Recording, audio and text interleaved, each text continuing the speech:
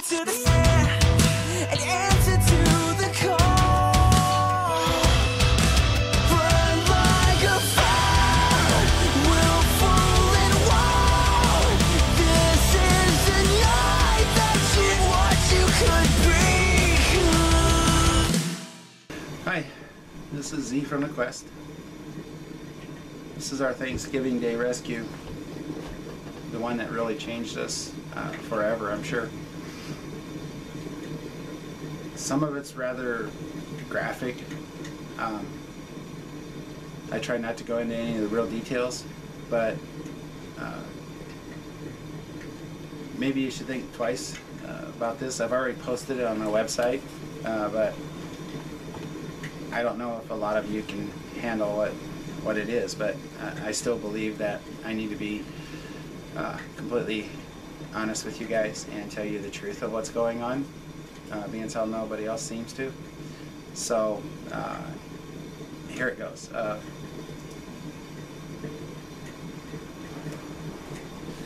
Taking me a while to get up to this, so I don't know if I can make it through it. We're doing our traditional Thanksgiving rescue in more ways than one. No funds, as usual, no gas or medical supplies or anything, but we had to do this. We had plenty of staff and been limiting our rescues due to the funding. So everyone was really itching to go save some kids. You know, for each of us, we get here differently, and for a lot of personal reasons, or healing, or both. But it ends up we come here because of our passion. You can't make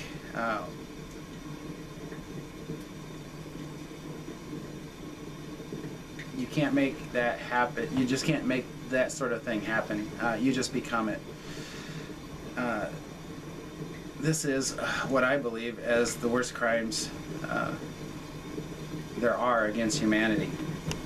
To take a little child, little kid, and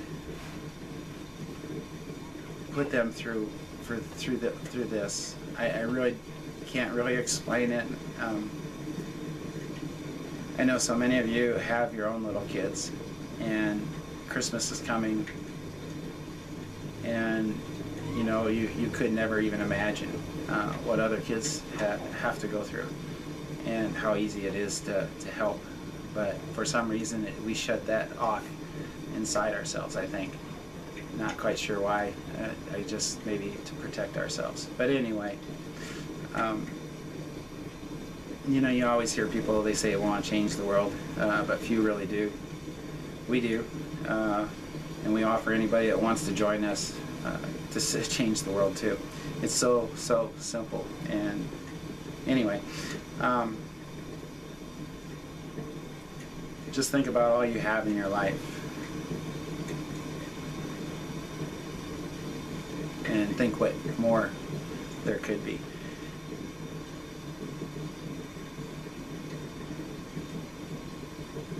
You know, we're not heroes, we're not special. We just believe that this is something that, if you're human, you should do it. For all of you that really care, this one's for you.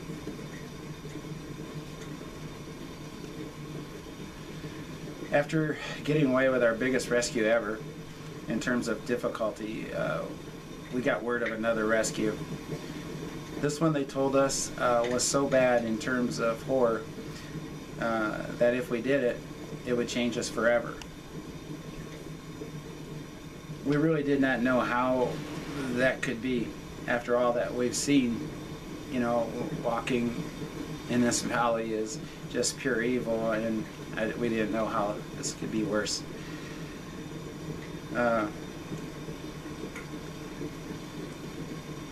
And after, I tell you, it did change us all after we completed it.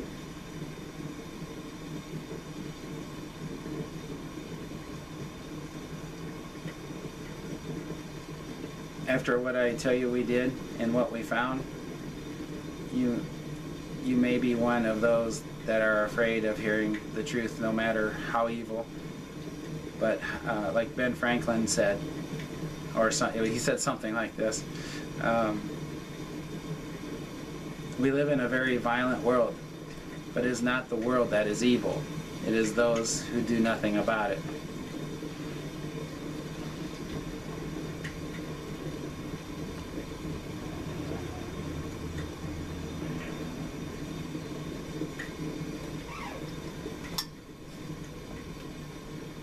So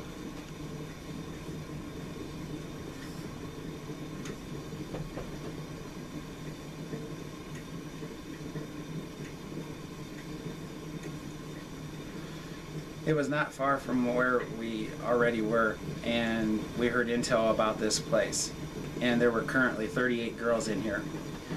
It was owned by the largest gang here. It was in a rather rural area and had many guards. The town near this brothel had spotters to see who was visiting them. It was starting to look like this was a very well protected business. There can be many reasons for this.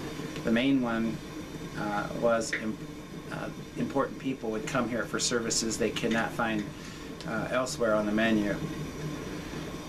We knew that there were a lot of girls going in and many coming out, but the ones coming out were not always leaving on their own. We had started to connect the traffic of the girls from the house to the hospital, and this was not to get them healthy. If you need to know what it is, I have plenty of videos and rescue stories that explain this. We knew that there wasn't any tunnel, and the house was fenced with 4 guards outside and as many as 5 on the inside. The house was 2 stories and was from the back, or from back when the Japanese had been or occupied here. We knew that this could be a really big problem on top of everything else. With wartime, I am sure that there could be secret rooms or places to hide. We sat down with a person who had been on the inside and knew the layout and information on activities. We had a few ways in and less getting out.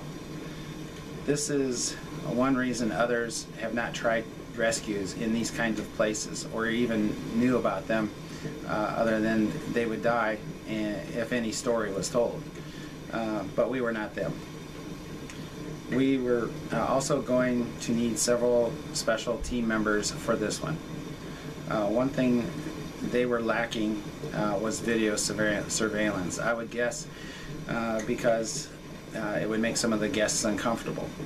This is one of those that will take several team members and several spotters to give us a heads up on safe passage out of here. When I first heard of this, I had several of the volunteers learn as much as possible about the area and businesses. There were not much friendliness, and it is because of the strong hand of the gangs that run this place. We did see a little sloppiness with the patrols that watched the town. They would stop at local businesses and eat or drink or other things and leave their trucks unattended. But I can see why. Who would mess with them? We did not have enough vehicles to do this rescue, so this is where they would come from the ones that are doing the patrols. That would help us not be as suspicious when we drove in. We had some time while the right team members gathered, so we started to make a plan.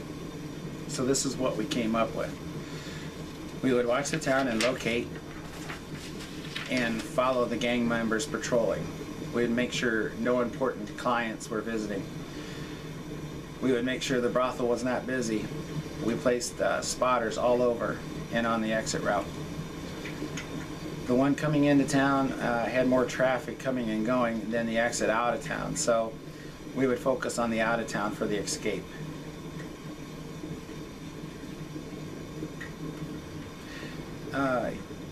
Yeah, we would have plans for both ways, of course, and we'd make our own if needed. The way out of town would take us into the mountains and back towards town, then into a rural area outside a bigger city. It would take about 3 hours to get to the safe house. We had brought in extra nurses because of the unknown on this rescue.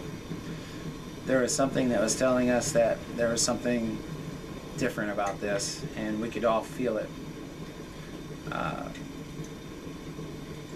The ones that were describing this brothel described how horrible it was, but from the outside it seemed rather high-end, so we did not know what we would find.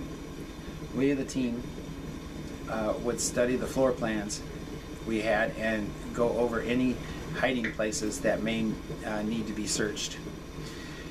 We were told by our informants that there was exactly 38 girls in there with ages 10 to 14, with 4 of them under age 7. We also knew that we were expected, they were expected to be weak due to their treatment. Yet again, we would take nothing for granted.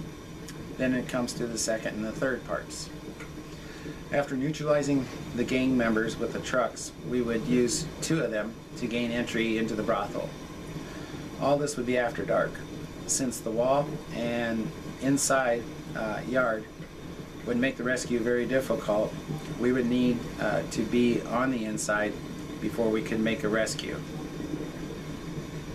And we would be using their own trucks. Hopefully we would not, they would not give us as much attention. 12 team members.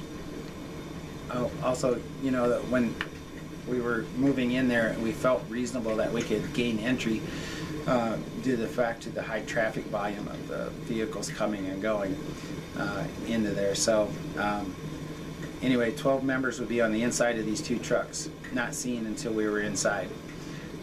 We would have to take the outside guards quietly and fast, then assemble all at the front entrance. There was only one other door, and it was blocked on the inside to keep anyone from escaping. If all goes well to this point, we would attempt to locate the guards inside. If we did not see them in 30 seconds, we would enter anyway, and they would need to be neutralized in seconds, so not to alarm anyone outside. At this point, other team members would have made their way to the outside near the entry gate to prevent any unexpected guests or gang members. Once all this was in place, the team at the door would enter and take care of the guards, and our volunteers would be signaled to enter. They would gather the kids and count and take to the door as the team members would arrange the liberated trucks and the new ones we had to enter the grounds with. The volunteers inside with the girls would exit and get all the girls inside the trucks with as little noise as possible, and wait for the inside team to give an all clear with the outside team.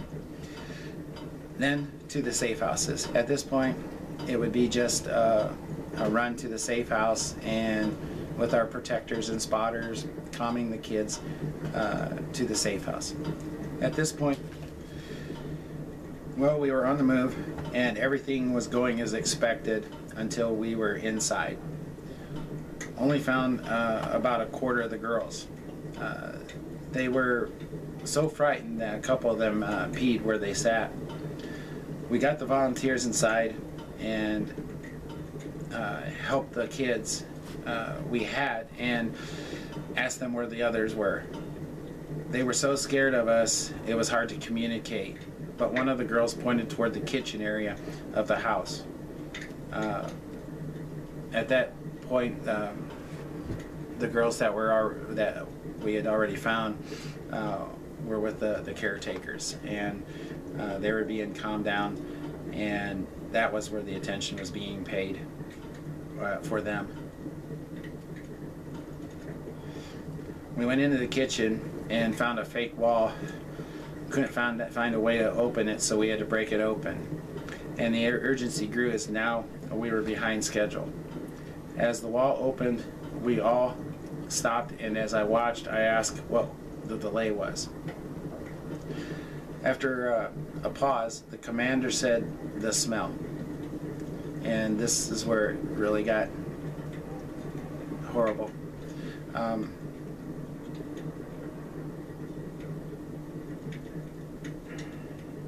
sorry. They moved in, and there were cages. They were stacked 3 high, and there were girls in all 3 rows. There were locks on the cages, and it was obvious the kids were very weak. Some of them was covered in waste from above. I'll leave that for you to figure out.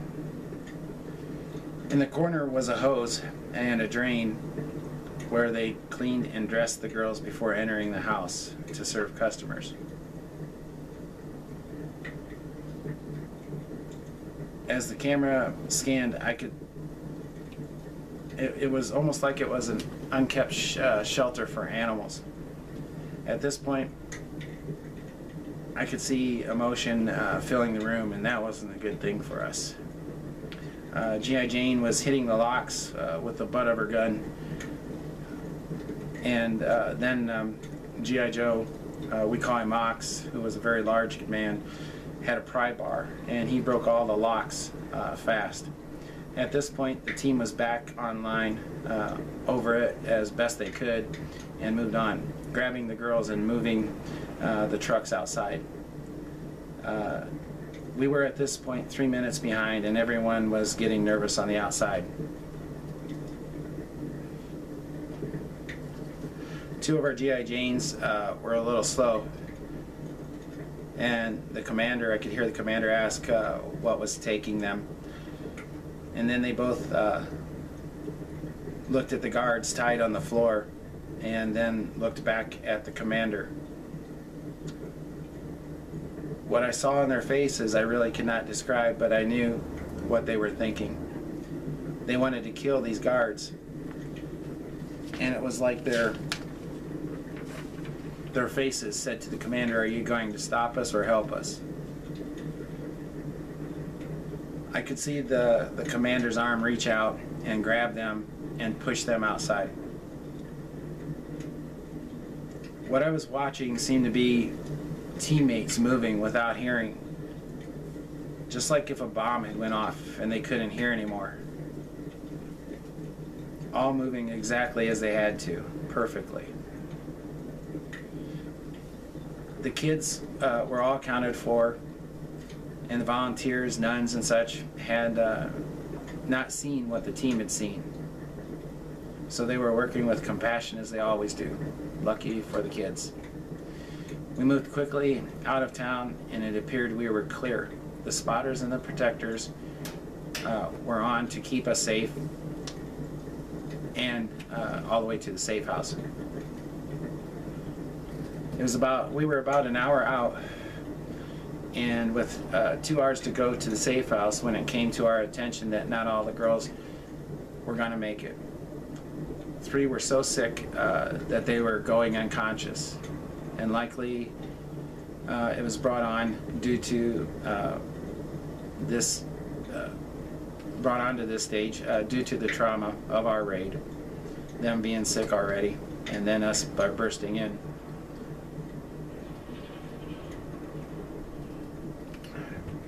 I called a friend in the area and asked for a new safe house and help.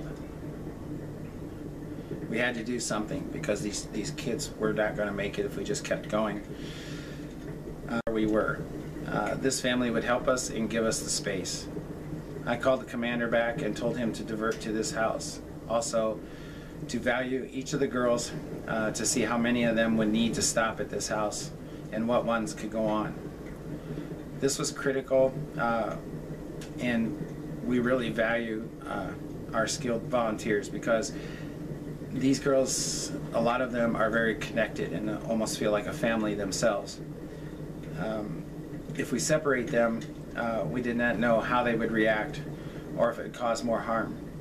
One of the nuns in charge was really like a soldier, and but yet she had the softest touch in words. She took care of the problem, and 6 girls would stay at the temporary safe house. She made sure that the girls understood that the ones left behind would be with them soon, as they were all well enough to travel to where the rest of them were going. 2 of the girls that were being left behind did not need the attention. They were just the ones who that would not leave their friends. This was really dangerous, but there was no other way. The family did receive our team with the volunteers and girls. We left 4 teammates to guard. The family fed everyone and left with one of our teammates to go get more medical supplies.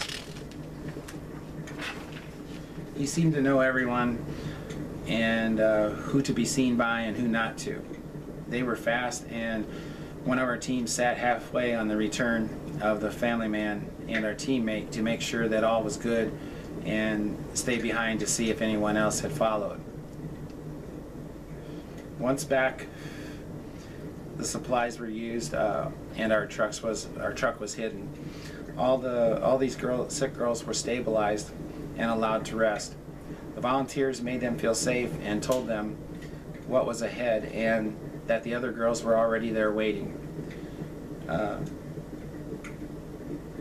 other girls now were at the original safe house and were being treated. All were in really bad shape.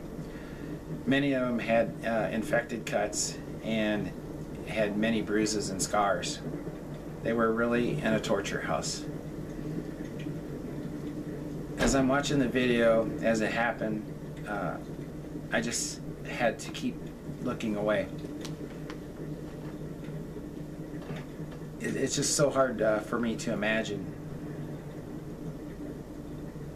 what they were going through. I mean, all of our rescues, you feel it, you understand it, and you know it, and you feel like that's as bad as it can get. And then you go to a place like this. I can't imagine if I was one of our team inside this place. And I don't think any of them, after we've talked afterwards, and the thoughts that went through their head, but still being able to continue the mission. There's something bigger than us, so they conformed and we got it done.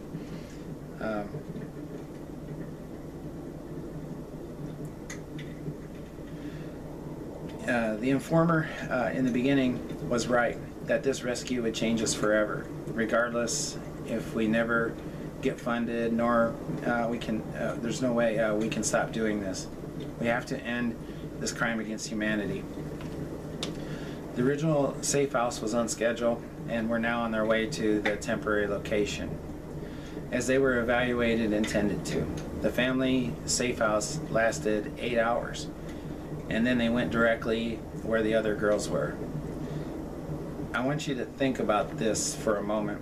We found ourselves in trouble with really sick girls, and I made one phone call and found them a family house, safe house. I really don't care how many people of you know things you can come up with, but this actually happened with one phone call. There has to be some spirit, whatever you want to call it, watching over us, the quest. There's really no other way to explain it. I'm talking about we're in a place that's foreign to all of us, and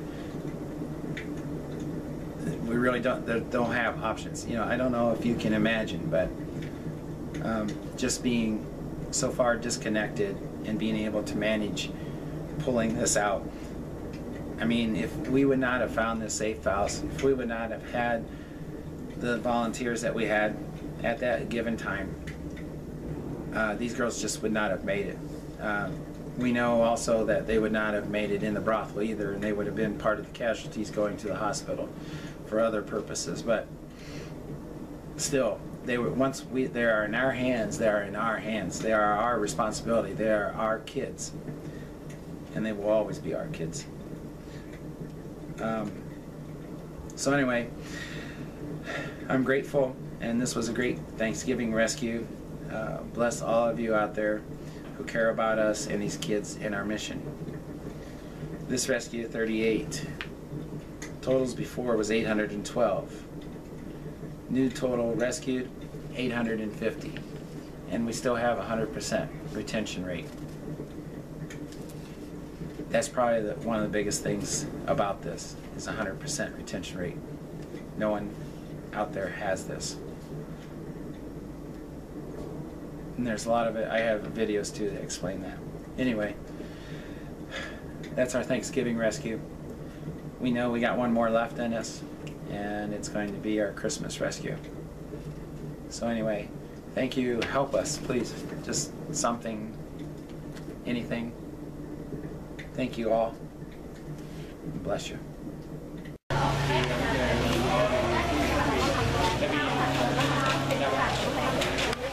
Sure.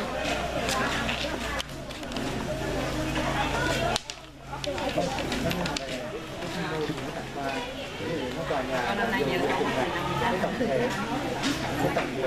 18 ngày này rồi. À, 5 phút.